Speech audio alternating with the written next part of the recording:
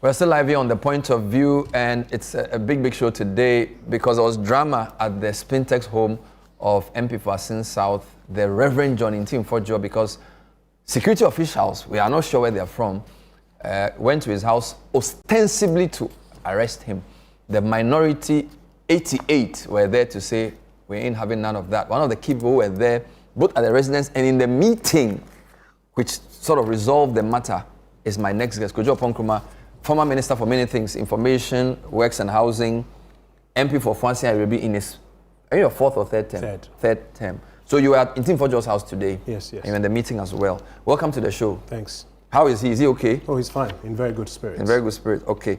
Before I come to you, I need to do a quick sort of summary of how we got here. So my colleague Fordjour was at the residence of Ntim Fordjour. But before he even talked about what he saw, I want him to come and just walk us through quickly the series of events that have culminated in today. So Fred, please join us and tell us, just walk me through, when did this whole Ntim Fordjour thing begin and how did we get here? Yeah, so Bernard, it started on the April 1st, and generally the Reverend Ntim Fordjour, who is the MP for Asin South, actually held a press conference in Parliament. In Parliament? In Parliament, actually, where he told the pressmen present that basically that they've seen that this particular aircraft, air-med flight, so and Kavok Air, they came in with some illicit substances.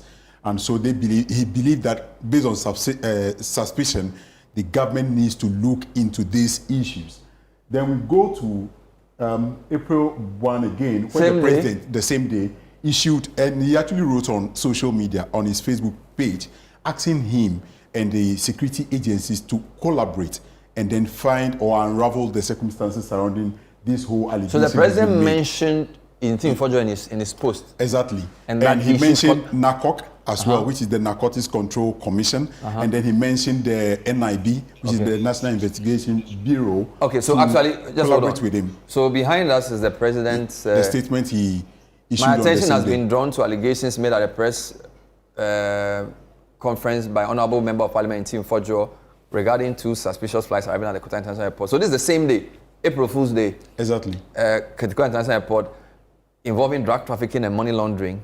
Government takes all allegations seriously, and to ensure a thorough and transparent investigation, have directed all relevant investigative bodies. So you are right. It mentions NACOC, police, CID, NIB, and national security to immediately and fully collaborate with the Honorable Member, so he provides all necessary information to investigate allegations and take action exposing any drug dealing.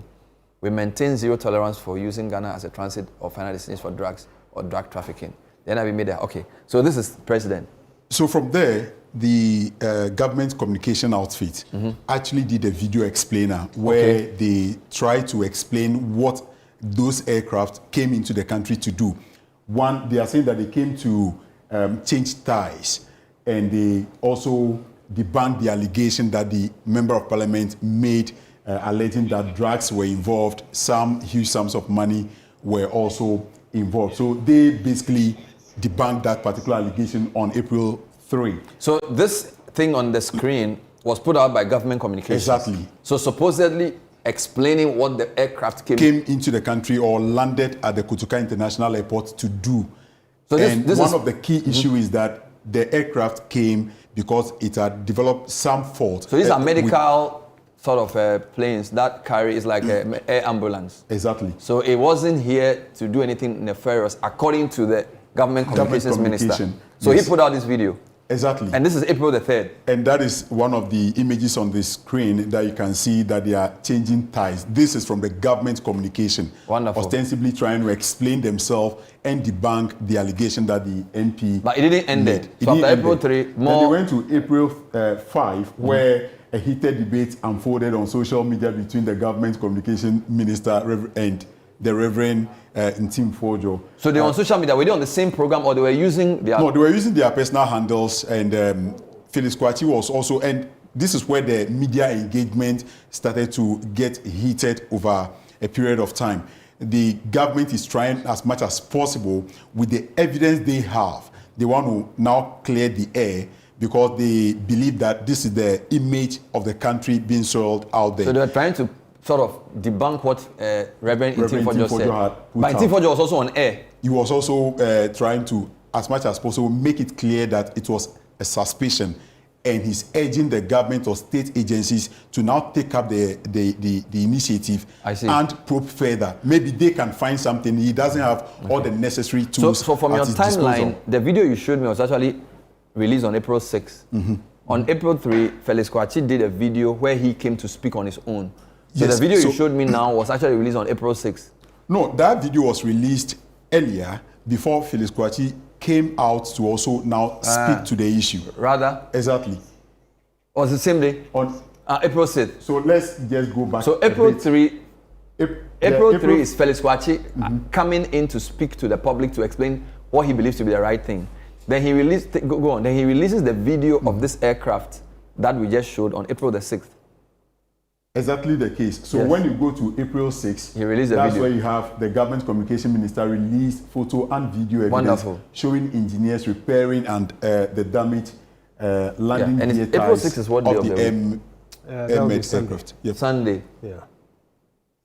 But on Saturday, they also came on it because Umaru Sanda interviews Felix on point of view. No, on face to face. He interviewed in Team Fordjour on Sunday night. Sunday night on CNR. On Saturday, the two of them had gone to Newsfile. Sunday, he was on Sunday's News Bulletin. And then Tuesday, Felix Kwakye was on face to face with Sanda. I see. Yes. So April 7th, Fordjour defense actions. Where a series of media interviews, clarification, where the banter now started, where personal attacks and attention has been drawn to this whole issue. The government is trying to defend, and the minority is also coming in at this moment to say that they still stand with the. Don't forget, Reverend Tim Fordjour is the ranking on the Defense and Interior Committee in Parliament. And so, obviously, whatever he says is on behalf of the caucus. Okay. And so, generally, on the April 8th, which is yesterday now. Yesterday, the ranking member for Foreign Affairs Committee wrote to the international community urging an investigation into the circumstances surrounding the arrival of the aircraft. Abu Samojinapo. So he wrote this letter to the diplomatic community. Then issues begin to unfold further, where we have officials from the National Investigation Bureau awaited Bagby's approval. Don't forget, the government said they've sent a letter to Parliament, to the Speaker of Parliament, waiting for his approval so they can go ahead to invite the MP for questioning. And that we are yet to see if indeed that letter has been written or it has been approved. As we speak, we have not cited any of such letters.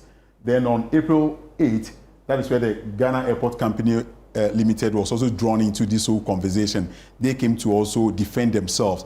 One of their officers was actually drawn into the whole issue, where people are alleging on social media that she is behind this whole thing, releasing information from the Ghana Airport Company Limited to the opposition. And so people are beginning to raise concern, and they came out quickly, issued a statement, and they clarified their stand that cannot be, because the officer does not get involved in any of such issues. So that's the Ghana Airport Company statement. The statement. So what time were you told about what was happening in Team Fordjour? When did you get in Team Fordjour's house today? I got there at exactly 1:20 thereabout. We're actually using the office vehicle, but we realized that per how things were unfolding, I needed to get ahead of the vehicle. So I took an Okada and then maneuvered the traffic and got to the house. And the house is where? The house is within the Spinters Enclave. I don't know whether it's okay to... So you got there at 1:20? I got there around 1:20. What did you see when you got there? We saw a number of vehicles and men who were actually masked. Some were masked, and some also had this AK-47. They were wielding gun, literally. They were there in their numbers, and they would not allow in the house or outside the house? In the house, at the gate. So some entered, and they were engaging the MP. Some were on the compound. That is in the house. It's a gated house. So some were on the compound, and then there are those outside the gate which has to do with the police and some of the plainclothes of so some were officers. mask, some were police uniform, some were. Could you how many people were there? In my estimation, there are about 20 of them. About 20? About 20 of them. Did any of them speak to you? No, the only time they tried to confront me was when they saw me come with the camera and they were like, do not film us, do not show our face. And I'm like, well, you are here to do your work. I'm also a press person. The only thing probably I can guarantee is that I would film, just that your face won't come into the video. And that is where they allowed us to... You entered the house? We entered the house. But what really gave us access as pressmen or media people, basically, is the number of supporters that came in.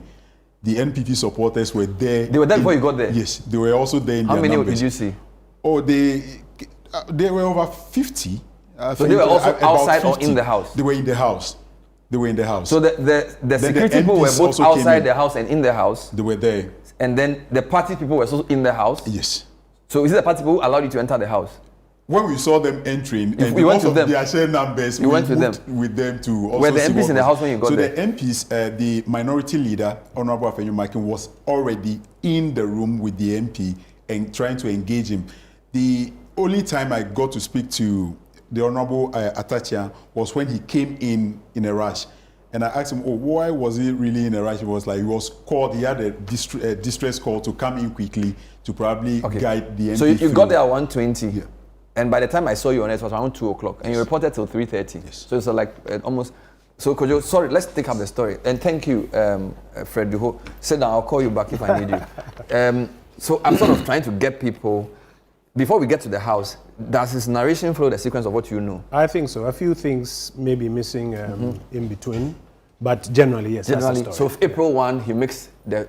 This was in the Prince of Parliament. April 1, the minority press conference is addressed by him, and it's a very important clarification that needs to be made, because people want to create the impression that he was a man on a frolic of his own. That's not the case. He's a ranking member on the Committee of Defense and Interior, where we sit and do our press conferences. That's where he was with some of his colleagues, did this press conference and raised these suspicions. So he wasn't alone? No, he wasn't alone. He raised these suspicions. It is now consequent to that all of these issues have come up, which give us reason to believe that the government is on an agenda to try and intimidate the minority caucus or cow us into submission. How do these things work? Because there are so many sectors, and sometimes when I come to Parliament, there are so many press conferences. I've been in Parliament before where maybe 4 MPs say we are from Ashanti. We are doing a press conference on the road. So does the leadership always know what the subcommittee reps are saying to the press? Yes. So usually what you do, like what we do on the economic committee, the last time we had our press conference, we'll do the draft, we'll share it with leadership, and then we'll get the green light to go ahead and hold the press conference. In fact, there are times when one of the deputy whips will be sent in to assist and moderate and manage the situation. There are times when just outside the chamber you will do it. So yes, it's a collective exercise. Leadership is in the know. What is your recollection of what Fordjour actually said on the first day? Because that was the same day the president responded in a post, which means that it must have been pretty serious. And it's a very interesting question you ask, because on the first day he raised about 3 issues. One was the fact that in February, I think February 2nd or so, a video appeared online which claimed that the national security operatives had found some containers with money and gold. Later, there was a claim that there was fake money and gold. And there was a claim that a statement had been issued, and you couldn't even find the statement. You couldn't find who was owning up to it. And they were looking for one Alaji or something like that. That was February 9. And since then, you hadn't heard anything about that, such a severe matter. Then number 2, which he raised while he led the committee to do this press conference, was about the almost $350 million of cocaine caught on the streets going or coming from the central region, which had also not been adequately addressed. Who is it? Has the person been arrested? Are people before court or what? And then the third one was these 2 different flights connected with Grand Canaria and Luanda, which had come into the country at various times and had stayed here for an odd period of time. And he raised the argument, leading the committee, that government needs to investigate these matters because there are suspicions associated with it, and let the public know. That's the context of what the Minority Caucus, through the Committee of Defense and Interior, put out on that day.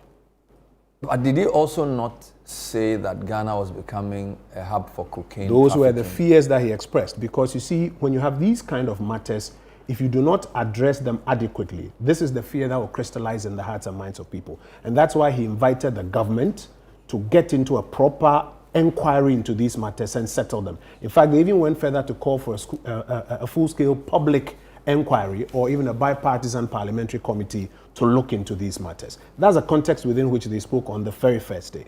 So in relation to the 2 aircraft, was he asking or he was claiming? He was asking for, and that's why he said suspicions, and went further to ask for investigations to take place into these matters.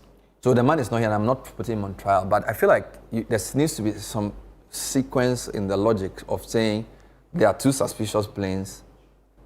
Why were they here at this time? Investigate, and then you conclude that then therefore we become a cocaine. I mean, how do you question and then conclude at the same time? Between the intelligence which he put on the table and what you would call the conclusion, he raised the issues of what the suspicions were. That associated with these things, these are the suspicions. You need to investigate, because if you don't investigate and get the right thing done, if there are people doing something funny, find them out and deal with them. Because you could be at the top in government and you don't even know what people are doing at the bottom. So you got to investigate and deal with them, because we don't want our country to become a place like this. This was an invitation to the government to do the right thing. You will notice that the president on that very first day gave a response that these are serious matters. They have to be investigated. And so he was asking a number of bodies to get involved. Just about 2 days later, then the minister responsible for government communications literally comes out with guns blazing, saying that there's actually no need for an investigation. In fact, he used the word bogus at a point in time, and goes further to say that there's no substance in these matters, no time needs to be wasted on it, contrary to the president's instruction. And then he proceeds to provide answers or explanations from government. Now, why Ntim Fordjour came back was because a lot of those answers had gaps in them. Before we go there, Kojo, if you read what the president said carefully, are you sure the president, because I think you guys can put it back on the screen, the president was basically calling on Ntim Fordjour to provide more information, which means that the president took his conclusion seriously. It's not the same as saying, go and investigate. If you can put what the president said. My attention has been drawn to allegations made at a press conference. It's right in front of you. Yeah. By Honorable Ntim Fordjour. Reverend Ntim Fordjour. So, regarding two suspicious flights arriving at the Kojo International Airport, suspected to be because those were the words that he in drug trafficking and money laundering. Government takes all allegations seriously, and to ensure a thorough and transparent investigation, I have directed all relevant investigative agencies, including NACOC, CID, NIB, to immediately and fully collaborate with the Honourable Member of Parliament so he provides all necessary information to investigate the allegations and take all action necessary to expose any pause there. So the weight of, again, my understanding in common English is that the president places the onus on the MP that collaborates with him so he provides That's not what all the president necessary was doing. information to investigate the allegations and to take all necessary. So basically, you see, in this country, he's putting the onus on the guy. But that can be the case. We are not in court proving somebody's guilt where you say he who alleges must prove. The president knows that in this country we have a Whistleblowers Act, which actually provides a legal framework for how you treat matters like this when the whistle is blown on them. In fact, it could be written, it could be oral. I have a copy of Act 720 here, and it spells out how, when you even make such a report to the office of the president, they have to take it. So the step that the president took was the right one, to invite the various bodies to investigate the matter, and in so doing, of course, collaborate with the whistleblower so to do. However, contrary to what the president said, his Minister for Government Communications is the one who came in, I think, on the 3rd, rubbishing all of this, saying that an investigation literally was not necessary. They had conclusions already that this was bogus, and that they were going to make a scapegoat out of Ntim Fordjour. That's where the dynamics changed. In fact, when I listened to that interview on Asempa FM, I was shocked. That if you have a whistleblower who has drawn your attention on behalf of the entire minority caucus to these things and is asking for an investigation, and the president himself in his wording is talking about these suspected matters, blah, blah, blah. And I very much believe the president wanted to proceed with Act 720 kind of framework. Why would you come out now seeking to attack him, intimidate him, threaten that you're going to make a scapegoat out of him? Let's pause there. Why do you think the president chose social media if you believe he was working with... No, because of the urgency of the matter, I think the president wanted to respond with speed. I mean, have you seen the pace with which Kalisus Mahama issue statements? There's almost a statement every 2 days. So they do issue statements if they have to. The reason I'm asking this is, maybe the way a whistleblower presents under this act may not necessarily be the way Team Fordjour went, for which reason the president also chose this modus. Because if, for example, Team Fordjour had written to an agency to say there's something suspicious going on, it may have generated that type of reason. So I surmise that because Team Fordjour put the thing in the public domain in the manner he did, and also the conclusion that he put out, it sort of forced the president to also use this approach. I don't have a problem with that. And I'm saying that what the president actually did was the right thing by stating that, therefore, what needs to be done is that this needs to be investigated. But I'm saying that contrary to what the president said on the 1st, on the 3rd, his minister came in rubbishing what the president had said, that an investigation was not even necessary. And that... Did he give... And the basis was what? Based on his briefing? Yes. And that what he had found? Yes. And that the investigation was not even necessary. It was a bogus matter. They had conclusions already. And then he proceeded to provide those conclusions. It is those conclusions that proved faulty. For example, the travel routes, the arguments about who went to Luanda, which aircraft came, etc. And it ended up raising more questions than answers. Mind you, the president's investigation has not taken place. When he raised more questions than answers, Team Fordjour came back, many other people came back, said, no, look at the flight number of this one. Look at this. The president's investigation hasn't taken place. Then the government comms machinery decided rather to attack Team Fordjour. Use disparaging remarks at him, calling him names, all on social media. I don't want to repeat some of them, even on television tonight. And proceeded to announce that they will arrest him, no longer going to do an investigation collaborating with him. They will arrest him and will do a public interrogation of him. I think that was said on your network. It says that they will make the public see how the interrogation goes. You see? But could that not be transparent? That please. If they are going to interview somebody and they'll show that is not the context within which they were saying. If you look at the chronology of the events and the attacks on him and the insults, etc. on him, it was obvious that there was this orchestration now to try and make a victim out of him. Let's pause then and come back and take more thoughts on this. This is the point of view. My guest is Kojo Nkrumah, live MP for Fancy Arabi, who's actually the ranking member of the Economic Committee. But he was in Team Fordjour's house today, and in the meeting with the officials, he'll tell us what happened in that meeting. All of that and more. Stay with us.